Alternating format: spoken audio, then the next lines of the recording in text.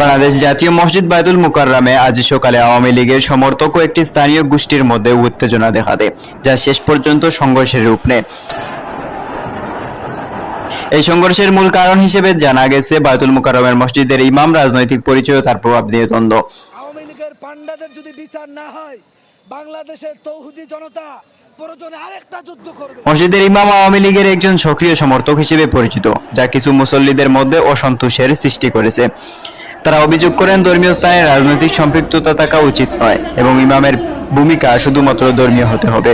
তবে ইমামপন্থী আরেক পক্ষ মনে করেন ইমামের রাজনৈতিক অবস্থান তার ধর্মীয় দায়িত্ব পালনের সাথে সংগতিপূর্ণ। আজ জুমা নামাজের পূর্বে দুই পক্ষের মধ্যে তর্ক বিতর্ক শুরু হলে পরিস্থিতি উত্তপ্ত হয়ে ওঠে। এক পর্যায়ে উভয় পক্ষের সমর্থকরা সংঘর্ষে জড়িয়ে পড়ে।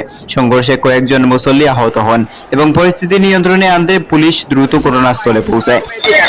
ঢাকা মেট্রোপলিটন পুলিশের একজন কর্মকর্তা জানান, সংঘর্ষের কারণে মসজিদের স্বাভাবিক কার্যক্রম কিছুক্ষণের জন্য ব্যাহত হয়।